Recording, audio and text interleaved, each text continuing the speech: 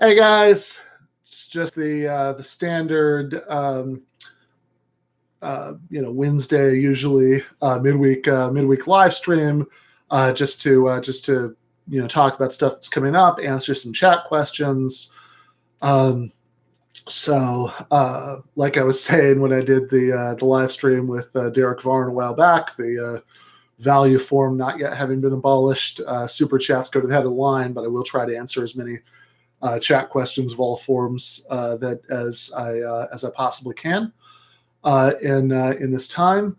So before we get to hello John, um, before we start getting to chat questions, let me just take a minute to plug some of the stuff that's coming up. And or has come up since the last one of these we did.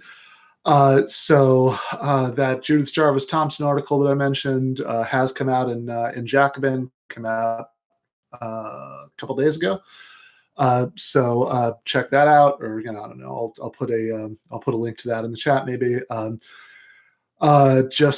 Speaking of Jacobin, just recorded. Actually, have a few Jacobin things coming up. Hey HG, how you doing? One of them is I just recorded one of those quick take videos that I do for Jacobin. This one is about nationalizing Ivy League universities and what the case for that is. Why I think, I always like to say I'm a moderate about this. I don't think, I don't think that we need to burn down Harvard and Yale and Princeton and salt the earth so nothing ever grow that again. I wouldn't go that far, but my sensible centrist proposal would be that instead we nationalize them and incorporate them into existing public university systems, so we could have UMass Cambridge and Rutgers Princeton and UConn New Haven. And so in the video that I just did for Jacobin, I talk about the case for doing all of that stuff. Why I think that there are, various reasons why, more just and egalitarian society wouldn't tolerate the existence of high-priced private universities and that kind of two-tiered education system.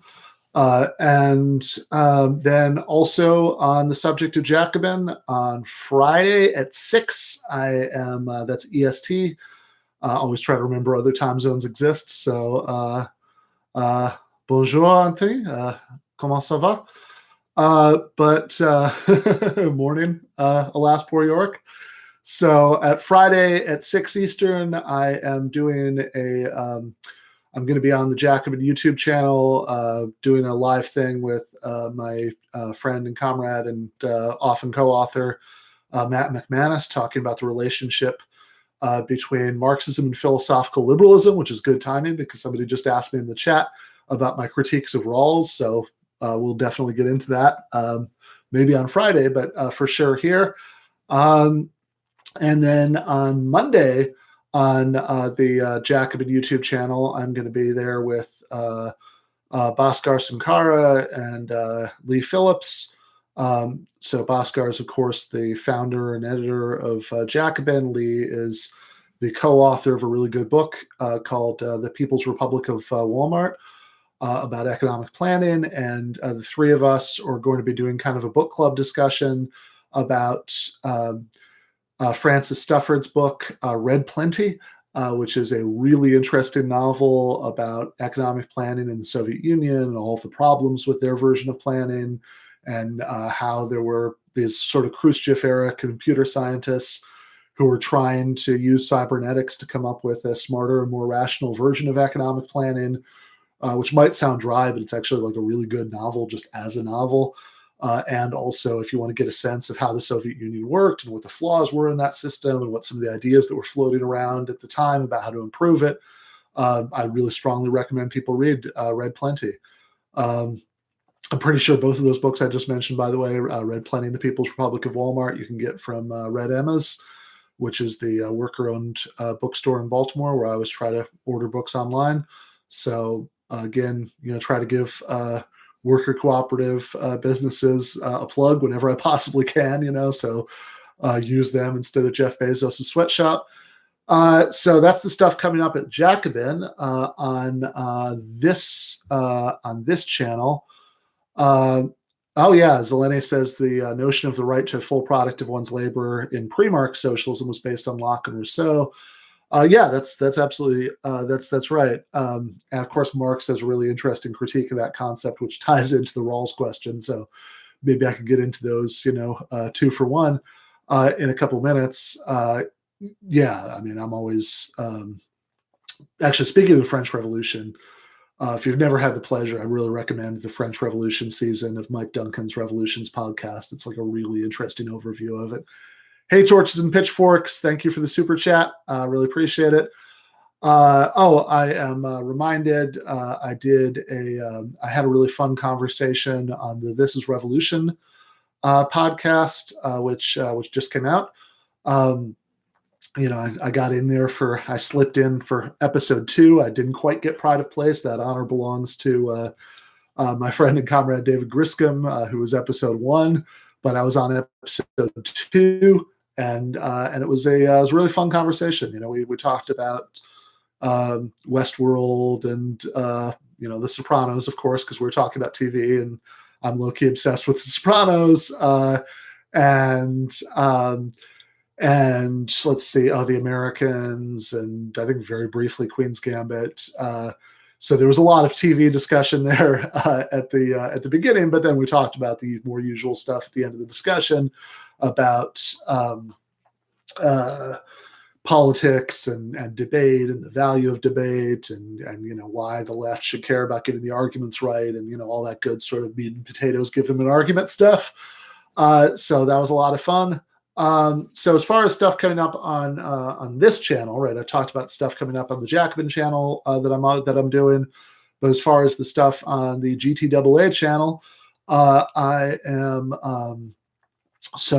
going to be doing a stream tomorrow with Forrest Miller, who is the producer for the show. He's the video editor, and he's also a big film buff. So for Cole James Cash's new show, he's kind of going to be a film correspondent on it. And so when he announced that, after congratulating him for it, I asked if he'd like to do some streams for GTAA about movies. So we decided we're going to do a series of streams about Scorsese movies.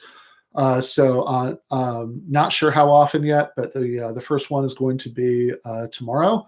And it's going to be about Scorsese's 1995 movie Casino, which I have seen many, many, many times, along with I used to kind of watch my old VHSs of that and Goodfellas and a couple others on rotation. But it's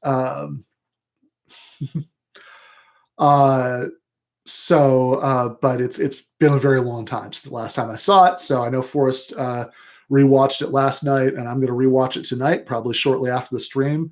Maybe hit the exercise bike real quick, for like half an hour, and then figure out dinner, and then watch Casino. So always fun to revisit those movies. So I'm going to be doing the Casino stream with Forrest tomorrow.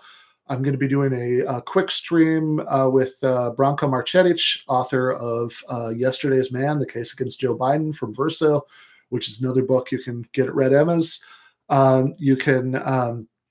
I'm going to be doing a quick stream with Branko about Biden's cabinet appointees and what they say about the sort of awful neoliberal incoming administration and how the left should relate to it. So that's going to be at 5 EST. All of these are always at 5.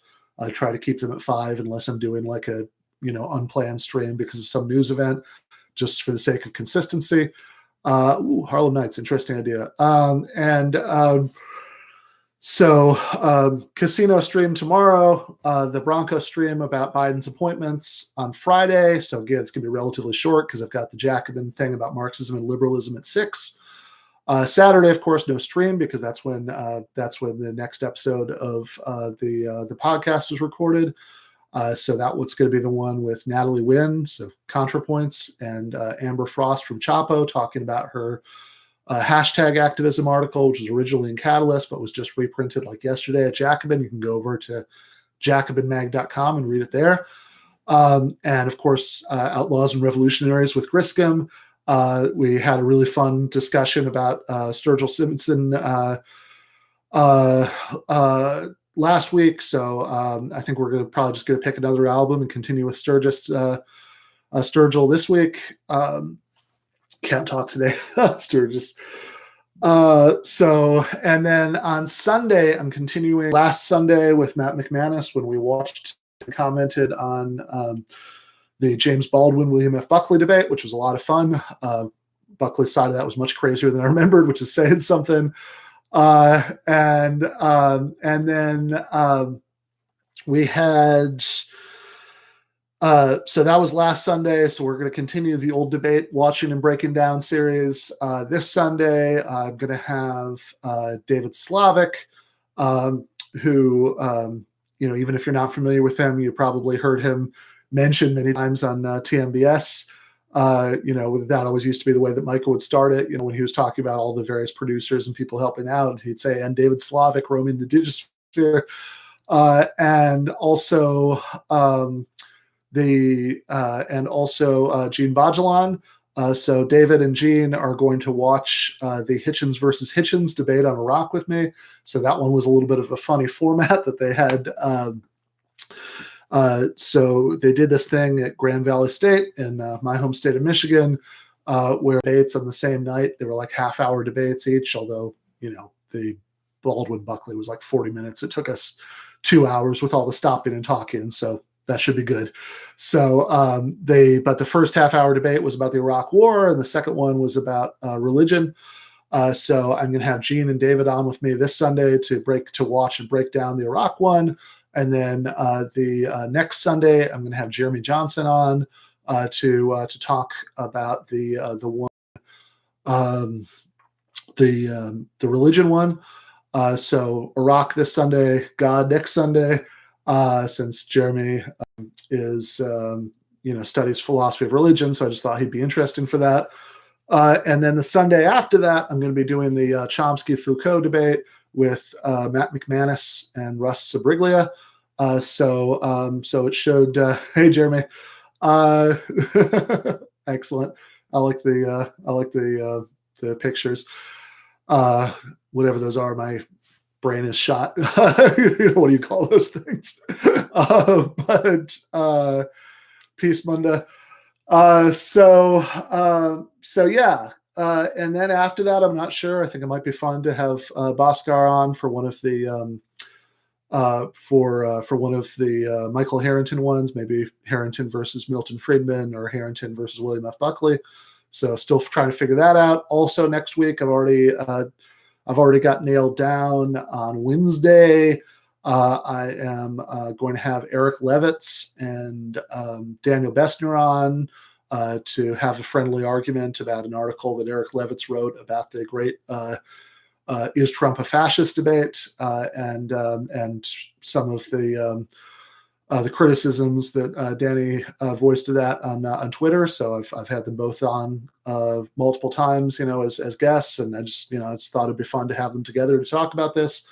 And on Thursday, continuing the film thing, not part of the Scorsese series with Forrest, of course, but Jacobin deputy editor Micah Utrecht and my friend I saw him, the other day tweet something about how he just watched Hearts of Darkness, the documentary about the making of Apocalypse Now.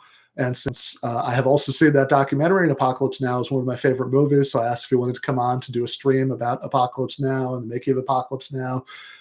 So we're going to do that next Thursday. So the usual midweek live stream won't really be midweek next week, but it'll be on either Tuesday or Friday. I'm not quite sure yet.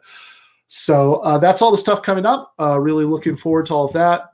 Oh yeah, I saw somebody in the chat referred to the debate that I did with Keith Knight. That's voluntarist Keith, who's obviously is a libertarian. He's an anarcho-capitalist. So I went on his channel and had a debate with him about libertarianism and democratic socialism, and he generously shared the video file with me so I could share it with you guys. So I posted that last night. Still haven't posted the clips of the Walter Block debate So we're probably going to do that in like 2 parts pretty soon, maybe even tonight, but at any rate, pretty soon. Okay. No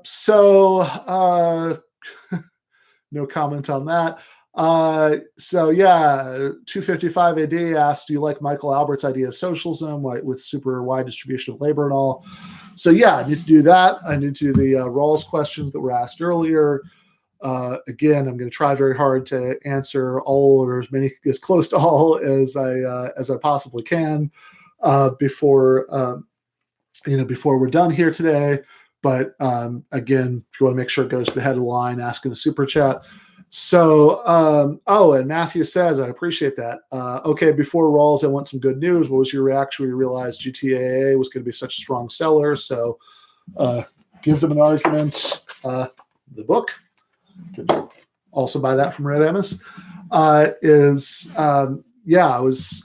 commented on social media that when Doug asked if I like the original. Honestly, I like the theatrical cut of Apocalypse Now. Some of the stuff in Apocalypse Now Redux was interesting, but I think that's like stuff that should be like extra features on a DVD. I think it flowed better in the theatrical cut. Honestly, I think directors sometimes aren't the best judges of these things, even amazing directors like Francis Ford Coppola. Darius asked, why is the most anti-gay moral majority people turn out not only to be gay, but end up being the kinkiest people on the planet? Your guess is as good as mine, but gosh, they do with impressive regularity. What he's referring to there is, I think, a story that happened the other day where this guy from Viktor Orban's party in Hungary, this very anti-gay Hungarian politician, who was a member of the European Parliament, he had just had to resign after getting busted in Belgium, where the European Parliament meets, for violating COVID restrictions by going to a 25-man orgy. I think they caught him while he was climbing out the window. Maybe Freud can help there, but no comment from me. Chomsky versus Dershowitz. That'd be interesting. So yeah, look, when Give Them an Argument, the book, when my friend and comrade Doug Lane asked if I wanted to write something about logic and politics for Zero, I thought it would be fun, but I was also pretty sure something like that would only sell a few hundred copies. Amazement and happiness, right, was my reaction when I found out that was not at all the case, right? Obviously a lot of the credit for that goes to the late Michael Brooks, having me on every week for those debunks, which we started off those before, before the book even came out. But Tom from Yacubia, nice to see you here, brother, says he just went to that orgy for directions how to get away.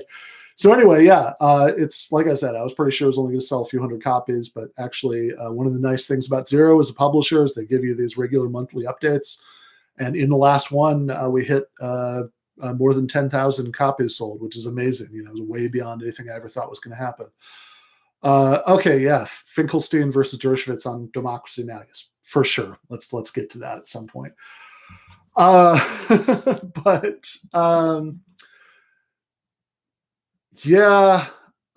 think the Night of Long Knives, some of the people who were purged in that, were gay.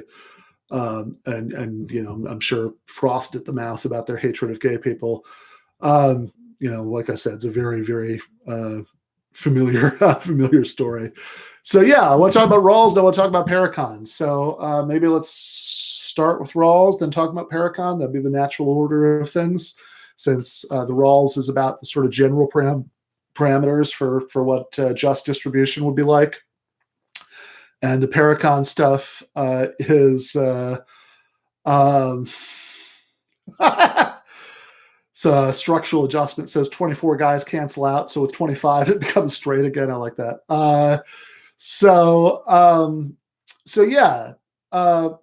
Rawls is about what a just distribution would generally be like, and then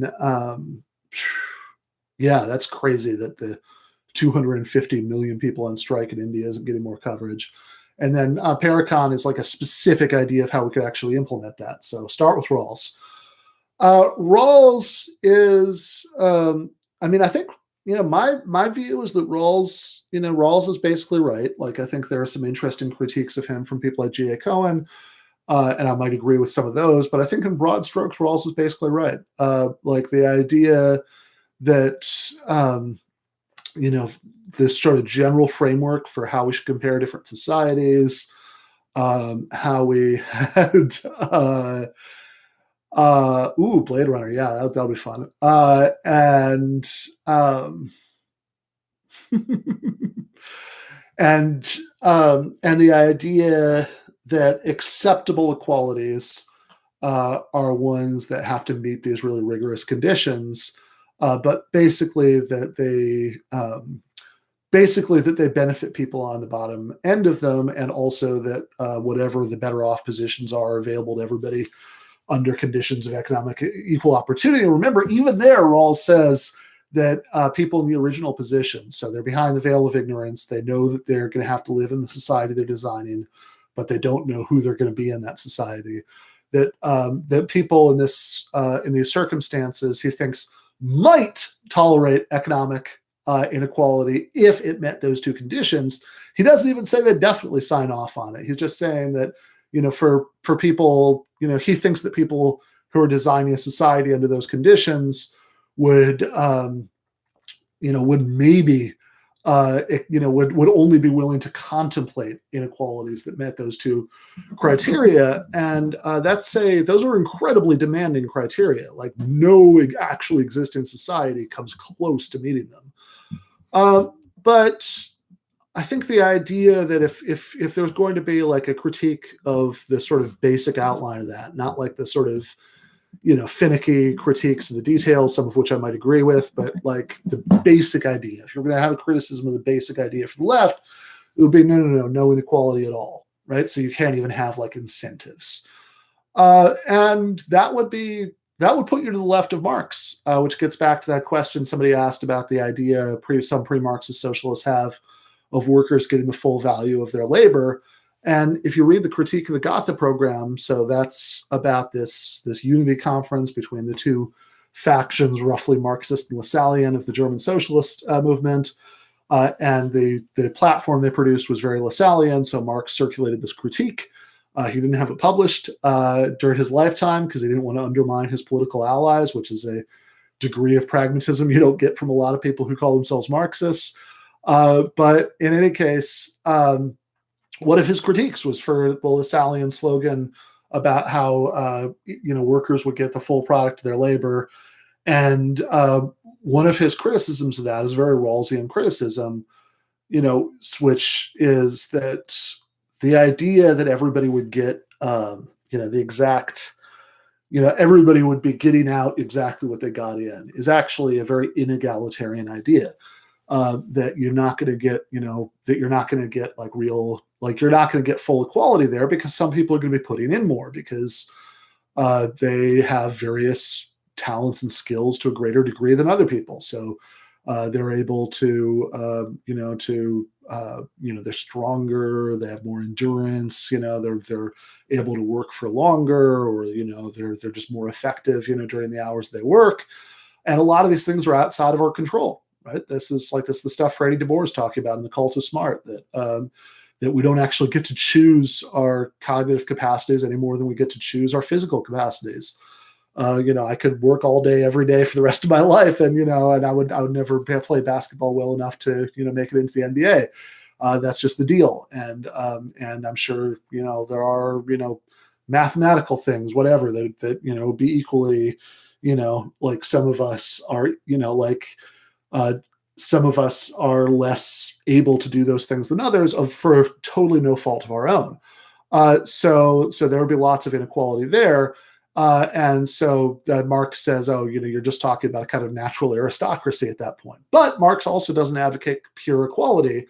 He just doesn't think that inequality should be managed in a meritocratic way, that some people deserve more than others because they're stronger or smarter or faster or whatever. He thinks instead that the kind of inequality that you might need in the first phase of socialism would be one that would be geared towards what would justify it as not, people getting the full value of their labor. In fact, he says people couldn't get the full value of their labor because, if nothing else, once the factory machinery starts breaking down, if each individual worker is getting the full value of their labor, you're never repairing it, and before you know it, nobody's getting the full value of anything.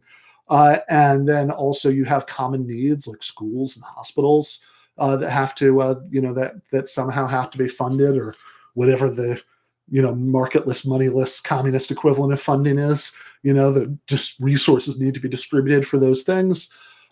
So I think that so Marx says, look, you're going to need deductions, basically the communist equivalent of taxation, to pay for schools and hospitals and repairing old factory machinery and building new factories and building the roads, all that good stuff. And then even after the deductions, you're not going to want to just compensate everybody equally. You're also not going to want to just arbitrarily compensate some people. Like, what you're going to want to do is you're going to want to have some incentives that you're going to reward. You're still going to link how much people have to duration and intensity during the earlier stage of socialism, because you're going to need to in order to incentivize people to work. Of course, that means that, in some sense, people are still have to work in order to make a living, but at least they don't have to work for a boss like they do under capitalism. And then he thinks under the higher phase of socialism, what corresponds roughly to what Aaron Bastani calls fully automated luxury communism, then you wouldn't have, maybe to do even that. Maybe so much stuff would be automated away. Marx kind of hints at this in the Fragment on Machines and the Grundrisse, that what little work still had to be done by humans could be done just by everybody kind of pursuing their passion projects, doing what they wanted with their time. And some people would write novels, and some people, would just, spend all their time with their families. And some people would, do computer engineering because that was the passion that drove them. And, what little work needed to be done by humans would get done that way. And there would be so much superabundance, we could all just kind of take what we need. Now, whether we actually ever get to that second phase, I'm, enough of a crass empiricist to reserve judgment on that. But I mean, I think that at the very least, the idea that one of the goals of socialism is that we'd all have more and more free time to just pursue whatever projects we wanted to. I'm certainly on board with that. Yeah, that's an interesting idea. Moonchild asks, hey, Ben, would you ever consider teaching logic through your Patreon?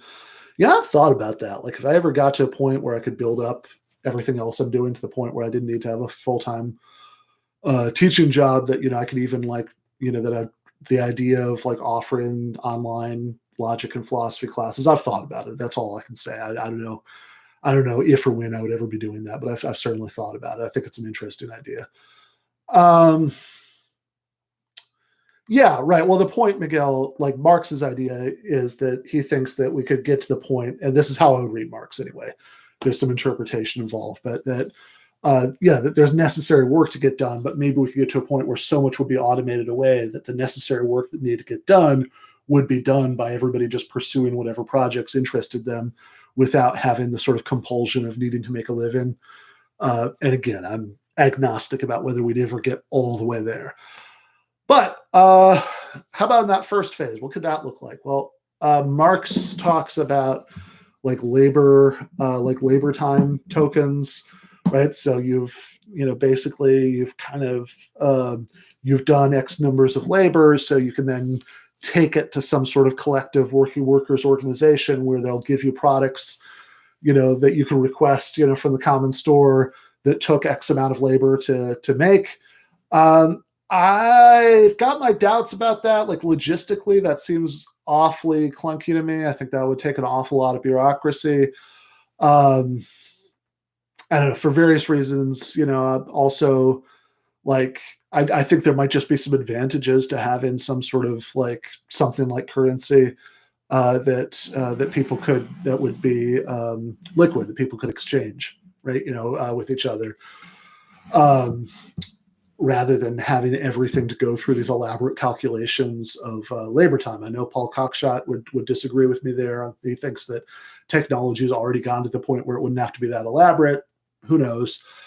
But Paracon is an alternate idea for this. So Paracon participatory economics, which is most associated with Michael Albert and Robin Hanhel, is the idea that you could coordinate this entire, like there are obviously lots of horrible things about capitalism, but one of the good things about capitalism is that it allows us to coordinate this elaborate, complex division of labor that we get to have a modern technological society because of that, right? So in previous modes of production, people just produced for their own use, right? The use of their own family for the most part, like small farmers who are mostly just producing, for their own needs, and maybe they'd do a certain amount of exchange, but that was basically what they were doing. Or even like peasants in the feudal system, who are mostly just producing for their own direct needs, but then they're forced to give a certain portion of it to their local lord or whatever.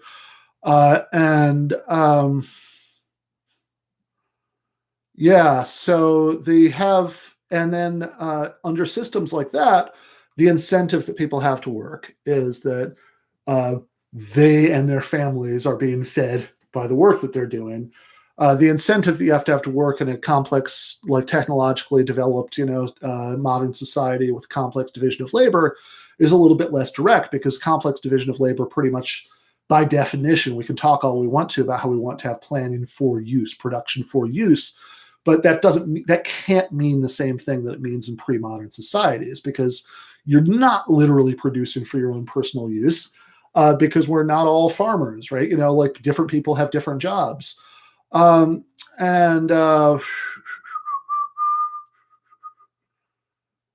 yeah. Oh, interesting. Okay. Yeah. Was there an embrace the void thing about labor vouchers? I missed that. But yeah. So you're not producing for your own personal use, right? You are primarily producing for other people's use. I think the only way to not have that happen is if we don't have a technologically advanced society, and if we don't have a complex division of labor, we're not going to have a technologically advanced society. But part of what motivates the participatory economics model, Paracon, is the idea that we could try to get the good part, right? Get the like sort of fruits of a technologically advanced society, which does involve some pretty complicated division of labor, without having some of the inegalitarian things about the kinds of division of labor that we have right now, right? So and some of the inegalitarian things, even about having the kind of complex division of labor that you could have after you'd already like expropriated the capitalist class and instituted some sort of public or workers' ownership of the means of production. Like something Albert, and Hanhel talk about is even if you have a version of socialism, there's something sort of troublingly inegalitarian about having some people spend all day every day going to meetings, and some people spend all day every day sweeping floors. And so part of their idea is that I don't remember the word they used, I guess different workers' councils, right? So basically the equivalent of different businesses in the system would have, part of what they would have to participate in the larger distribution of goods is balanced job complexes. So the more interesting, more empowering tasks, everybody would have to be able to spend some of the day doing more interesting, more empowering tasks, which maybe going to meetings, not that I ever found that particularly interesting or empowering, but I'm just using their language here. And then the more sort of grunt work kind of tasks would be more spread out among different people in an enterprise. And I think there's probably something to be said for that aspect of Paracon. The aspect that I'm a little bit more skeptical about, this is what I was talking about with Varn, is the idea that you could have this completely marketless distribution where, and I might have been saying this, somebody was telling me in the comments that I might have been saying this a little bit wrong in that stream with Varn, but the idea that you could have a distribution of goods that maybe there would be something that was something like currency when you're actually like getting it, but like basically that like you got a X amount of like food resources and an X amount of whatever of clothing allowance or whatever that was part of that you got in exchange for your work commitment, and the economic planning with like coordinating all the work commitments and consumer preferences that everybody had indicated, it would be done totally outside of a market. And trying to do that totally outside of a market strikes me as something that would involve like endless meetings. And this is an objection I take really seriously. Like, I don't think it's a trivial objection. This idea that like you'd have a sort of the equivalent of like an endless election year, as Varn put it, to decide which kind of toothpaste to produce and stuff like that. And this is the reason that I think this is not a trivial objection, is that you have is that if you've got the more time you have to spend in these, neighborhood consumer federation meetings and workers' council meetings, the more time you have to spend on meetings, the less time you have for everything else in your life. And like I was just saying when I was talking about Marx, a big part of the advantage of socialism, a big part of the motivation for socialism in the first place, as far as I'm concerned, is so that we can spend less of our lives on our economic lives and more of our lives on everything else, that we can spend more time. We have more free time to just pursue doing whatever we want to do with our lives because we're not worried about, just hustling for our daily bread all the time. So the more time we have to spend in meetings, the less of that advantage you have. And I think that is like a real, I think that's a real worry about Paracon. I think the better the algorithms get, the more you can just automate away some of these things, the more plausible Paracon starts to sound to me. The more we can sort of outsource to AI as far as figuring out the nitty-gritty of the economic planning tasks, the more plausible Paracon sounds to me. Otherwise, I'd say that during a sort of pre-fully automated luxury communism phase of socialism, I think you really might just have to retain some residual market mechanisms, but you can at least have like a giant public sector that provides totally decommodified versions of a lot of important things. A lot of the commanding heights of the economy could be under that sort of direct public ownership, and you can have at least workers' control of everything else. And it wouldn't be perfect, but it would be a hell of a huge historical leap in the right direction from where we are now. So that'd be my pitch on that. Officers housing them for all. I like that. Do I spend more time on the economic aspects of Marx's writing than the philosophical? I don't know. I mean, I think the economic and philosophical are very like meshed up together for Marx. But it's probably true that, because I come from that kind of analytic philosophy sort of background, I probably don't spend a lot of time on the stuff that Marx gets from like Hegel, right? So yeah, that's something worth thinking about. Although G.A. Cohen actually, in the first chapter of his book, Karl Marx's Theory of History, I was just talking about this book with Cale Brooks, who's the producer for Jacobin's YouTube channel. And in the first chapter of Karl Marx's Theory of History, Cohen actually does a really impressive job of turning turning like Hegel into like very clearly defined arguments, premise, conclusion, which, is certainly an accomplishment. All right, let's see. There was a question earlier about Blade Runner. Look, I mean, I obviously really like the original movie. I had mixed feelings about the sequel, about Blade Runner 2049. I think that there was some. I think Blade Runner 2049, I think it had a fantastic atmosphere. Like, I loved the cinematography, like all the visuals were just amazing. Like a lot of all the like little world building details I really liked. But the plot I don't think was as good as the original. And in particular, I think that no, play whatever you want to. It's not problematic. Yeah, so he said David Graeber used to give that Keynes quote about how by the end of the 20th century, technology would have advanced to the point where people would have ended up with 15-hour work week. Yeah, I think what Keynes was missing was capitalism.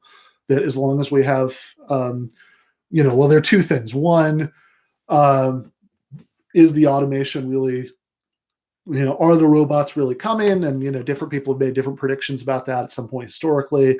I think during for the TMBS thing I'm doing with Richard Wolf and David Blythe next week, I think we're going to be talking a little bit about this, the conference in memory of Michael, the next installment of that. But I think that, but I think that the problem is the basic thing that Keynes was missing was that if the machines are owned by a small number of people, then they'll react to automation by having, some employees work as hard as ever and others just lose their jobs. That's going to be the thing that's going to maximize profits for them.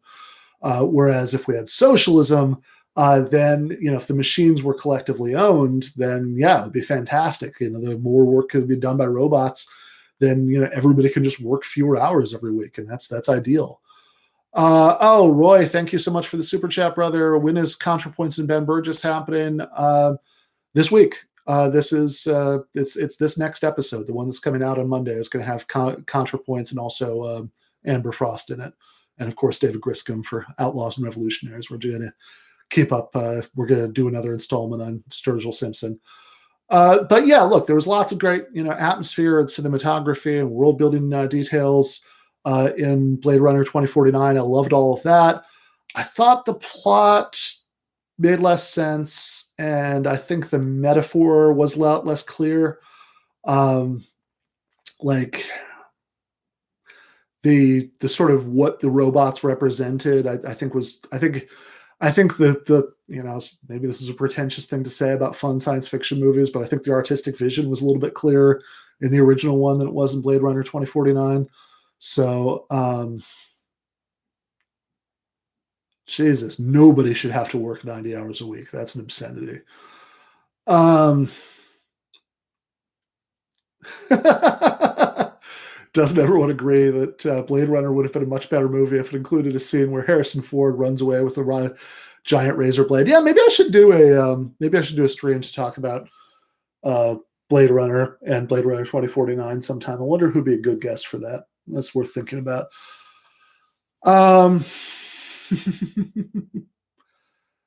Yeah. Ugh.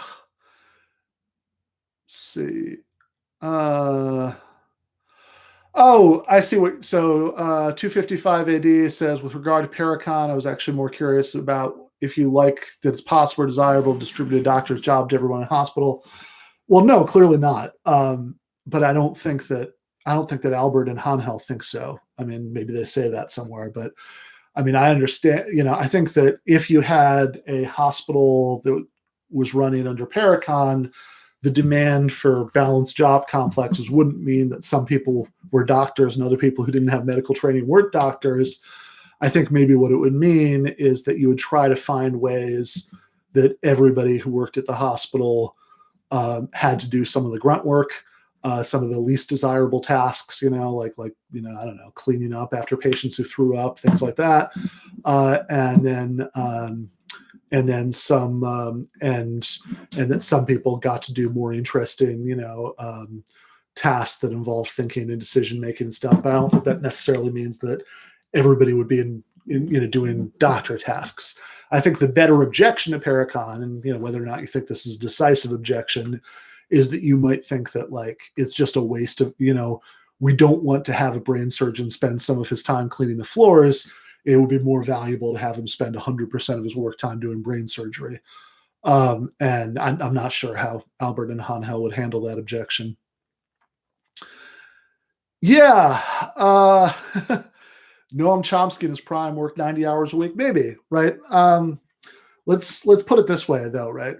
If you're really passionate about everything that you're doing, right? You're Noam Chomsky, you're working at MIT, whereas he often liked to point out, since they got all those Defense Department grants, the Pentagon was essentially paying for him to, write radical anti-imperialist things. But But if you're Chomsky and you're doing really interesting work on linguistics, and let's say Chomsky also really loved his undergraduate teaching, getting to share his insights with students, and he was really passionate about the political work that he was doing, it all added up to 90 hours a week, then hey, more power to him. But nobody should have to work 90 hours a week. That's the distinction. That nobody should be working 90 hours a week just because they need to do like 3 jobs to feed their families. If you're doing stuff you're super passionate about and you're doing it 90 hours a week, I'm sure that I'm sure that Beth Harmon, if she had been real, would have been working on chess stuff 90 hours a week. That's totally cool. You just shouldn't be economically compelled to work 90 hours a week. That's what's obscene. Speaking of Beth Harmon, I left that out earlier when I was plugging all the stuff coming up. We're still trying to figure out the date, but at some point I'm going to be doing a live stream with Nando and Lee Phillips about Queen's Gambit, since I love that show, and been trying to do more cultural content on here, so why not, right? Also, I should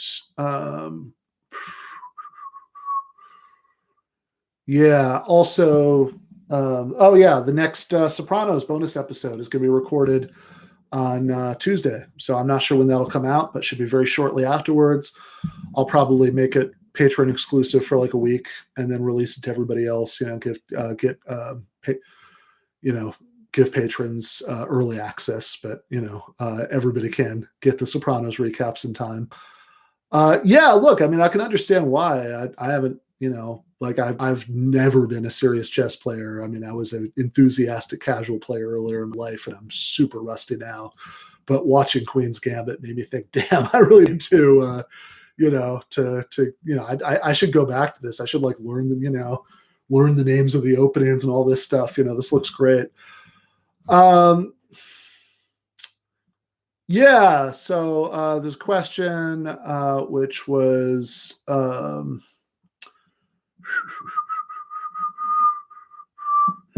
a while back, Michael said in the last 40 years, the Democrats have only won the presidency by having charismatic candidates because they don't run on policy anymore. Yeah, I think there's definitely some truth to that. I mean, I'm trying to think. 1980 to 2020, right? Well, there's one exception. There is exactly one Democrat who won despite being not exactly famously charismatic in the last 40 years, and that would be Joseph Robinette Biden.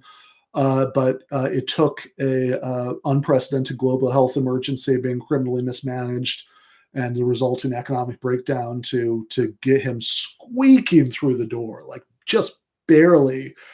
I mean, he only won by as much as Trump did. He only won the electoral vote by as much as Trump did in 2000. I mean, I guess if we're counting the popular vote, Hillary is the other example of a spectacularly uncharismatic Dem winning in the last 40 years. But if you mean the electoral vote, yeah, the only one who hasn't been there's some super charismatic person like Barack Obama or Bill Clinton in his prime.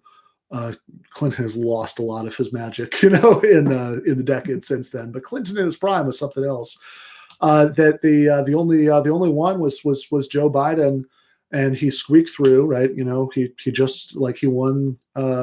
He won by about what Trump did, in the Electoral College, and then in 2016, 2020, and it was just enough of a squeaker in those states that I mean, remember we had to wait days to find out who won the election, and that was despite the fact that that objective circumstances had basically handed him the presidency on a silver platter. I mean, if hundreds of thousands of Americans dead as a result of presidential mismanagement of Corona wasn't going to get him elected, nothing would. So yeah, I think there's a lot of truth to that, because I think in basically post McGovern, there's obviously been this big rightward shift among Dems on domestic policy. LBJ may have been carrying out, quasi-genocidal policies in Southeast Asia, but he was enacting these really robust, sort of semi-social democratic reforms, with the Great Society on the domestic front. But since since about Carter in 1976, the Democrats haven't really been running on that stuff anymore, and yeah, they've because they've made a big turn towards seeing their primary base as these professional managerial class suburbanites, and again uh, yeah, Carter was not particularly progressive. Actually, people really don't remember this. Um, so I think read Rick Perlstein, for a good refresher on some of this stuff. But Carter was really the beginning of the turn that culminated with Bill Clinton. That we mostly remember him as this nice old man who builds houses, and monitors elections in other countries, and that he's actually in his post presidency. He's taken a very brave stand on Israel Palestine. It's very admirable, actually. Using the phrase Israeli apartheid. But as president, he was a pretty corporate Dem. He was really the beginning of the turn away from that New Deal, Great Society kind of liberalism towards that kind of technocratic Clintonite liberalism. And he was universally understood as being on the right wing of the Democratic Party when he ran for president originally, certainly at least on economic issues. He was kind of the original neoliberal Democrat. He voted for Bernie in 2016, although it was very frustrating that he didn't actually endorse him publicly. He just kind of said later, "Oh yeah, I voted for Bernie." So yeah, I think combined with his stance on Palestine, I think there's evidence that Carter has really moved to the left post presidency. But I think that, but as president, right, he even on foreign policy, he of course he helped negotiate the Israel-Egypt peace, but that was also a peace that really sold out the Palestinians in a lot of ways. And he was, he was close. The hostage crisis happened because because of his closeness to the Shah of Iran. He was a pretty, look, people change. I think that he has sincerely changed since leaving the presidency, but as president, he was a pretty mediocre Democrat. Yeah. So, look, I think Biden. Sometimes people, one of the editors at Dissent, was getting a little mad at me on Twitter the other day because I said that Biden can't be pushed to the left. And of course, some of this stuff is yet to be determined, what Biden's policies are. I just think that the idea that Joe Biden is going to undergo some radical political transformation and become a Bernie-style social democrat, I just don't see that happening. I think there might be certain fights that the Bernie wing of the party might win in the next few years, but I'm inclined to think that basically what we see is what we get, especially with unless the Democrats win these Georgia elections, we're going to have a Republican-controlled Senate, which is the ultimate get-out-of-jail-free pass for any awful centrist stuff that Biden wants to do. Oh, what else could he have done? The Republicans control the Senate. The Republicans. And so I think something we really need to do. I was talking about this with Liza Featherstone and Luke Savage the other day on the live stream. Something we need to be absolutely relentless about is pointing out all of the things that Biden could do if he wanted to. He could, even if more progressive people couldn't be approved by McConnell, for appointments, he could just do what Trump did and have directors run some of these agencies and departments, without having the appointments that have to go through the Senate. He could be doing all kinds of things by executive order. And we need to really relentlessly point out so people are just keenly aware of the gap between Biden and what we need. Not because I'm especially optimistic not because I'm especially optimistic that the long-term effect of this will be that Biden is transformed, into Bernie Light. But mostly just because long term, right? The only way out of this, I always said that Biden winning the election was like hitting the sleep button on an alarm clock. That it delays the worst things that Trump could do in a second term, but it only delays them. That if we keep, if Democrats keep nominating these awful neoliberal centrists, then long term, Trump might be going away, but Trumpism is going nowhere. Long term, we'll get another Trump, or maybe even Trump himself running again, or maybe somebody more competent and terrifying, than Donald Trump. If like Tom Cotton or one of these other ghouls, becomes president. So, so yeah, I think the only solution in the long term, it's not to hope that Biden becomes Bernie Light. There are certain issues in which the left will win some fights within his administration, but really the long-term solutions, we just have to beat these people, right? We just have to win primaries against them, so then we can beat the Trumpist right in general elections.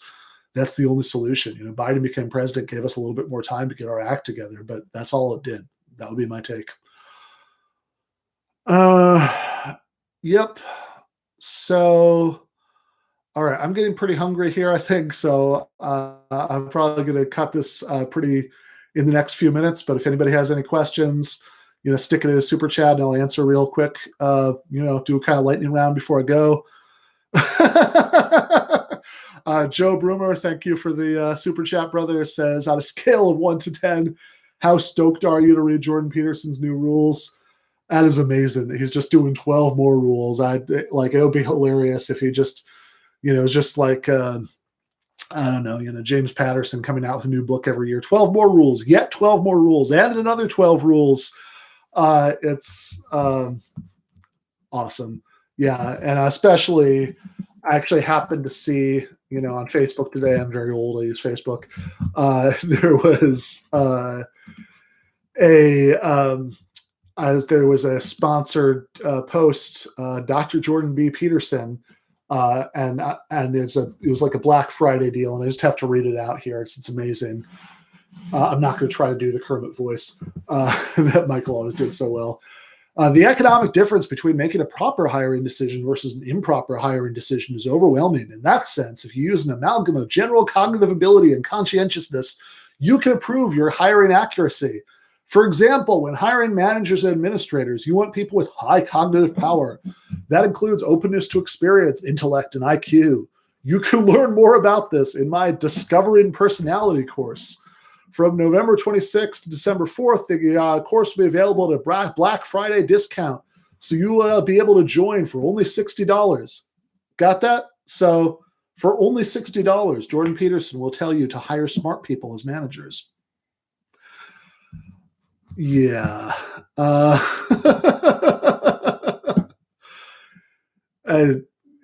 word grifter is really overused, but when I see that ad, it's hard not to think that, there might be a lot of the crazier things that Jordan Peterson says that he's completely sincere about, but charging $60 to as a Black Friday discount to tell people about personality tests and how they should hire people with high IQs as managers.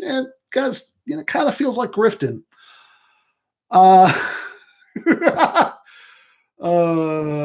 Somebody in the chat says order now and you can get a free painkiller subscription. No comment. Yeah. Oh man. Yeah. I wonder. Yeah, Dave Rubin might actually be the profile of somebody who would think that was a great deal, and he'd pay for that course, or at least he would. Game would respect game when it comes to grifting, but yeah, I don't know. Harris, I don't think is probably going to be much better than Biden. I mean, I think if you look at Harris's record in California as a tough on crime prosecutor and her weird triangulations during the primary on Medicare for all, I think she's cut from pretty similar cloth to Obama, Clinton, Biden kinds of Democrats. So I'm not optimistic there. Yeah, the thing's being published by Penguin, and by the way, those Penguin employees who are apparently having like some tearful meeting to talk about how triggered they were by Penguin publishing Jordan Peterson's book, they could not be giving a bigger gift to Peterson's marketing campaign, because this is exactly what he wants. This is exactly how Peterson's going to sell books, by saying, oh, this is like such dangerous stuff.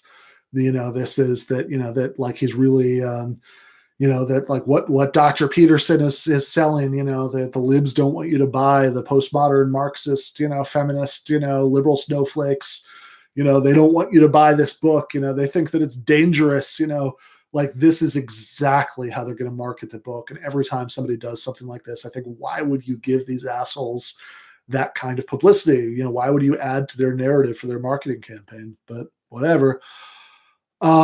So yeah, yep.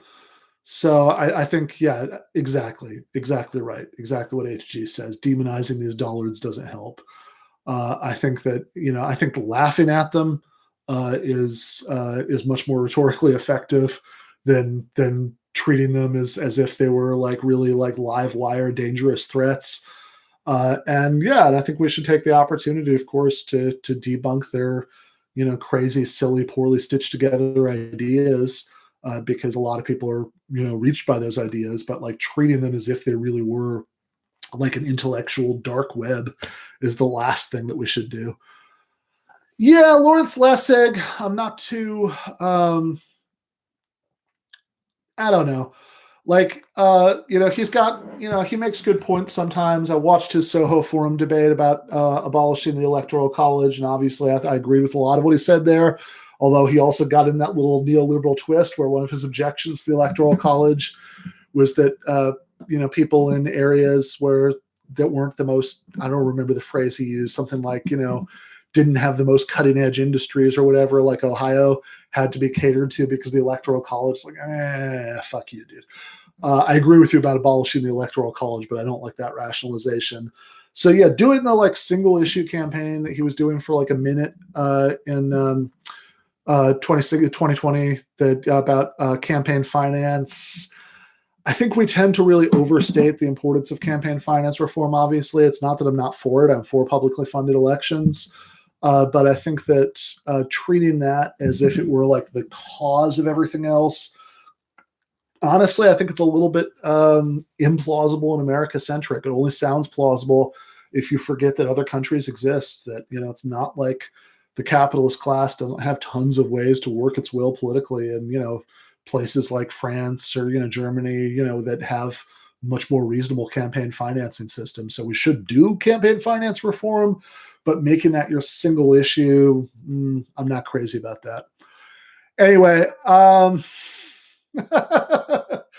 yeah, look, I genuinely felt bad for Peterson when he was going through his hell of addiction recovery and all that stuff, and whatever the hell Michaela, Peterson was doing as part of that. I don't get the sense that she was doing her dad a lot of favors, but like,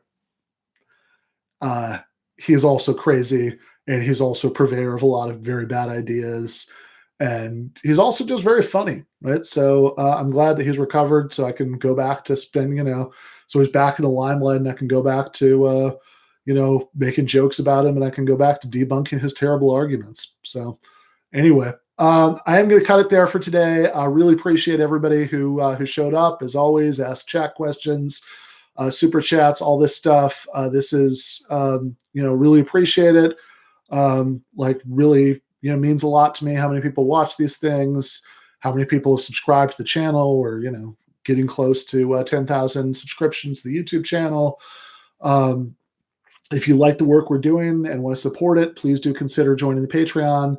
$5 a month, you get early access to every episode. The Discord office hours group voice chats. We did another one of those on Monday. There was a lot of fun. And going to try to have more bonus content for you. Get probably make the next Sopranos recap episode patron only for about a week. So again, I really appreciate it if you can swing the $5 a month.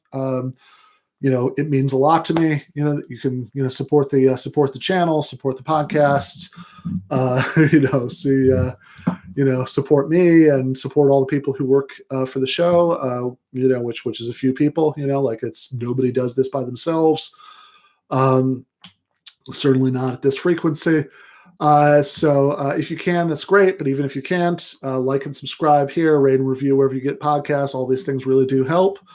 Going to be back tomorrow to talk about Martin Scorsese's movie Casino with Forrest Miller. So really looking forward to that. See you guys then. Left is best.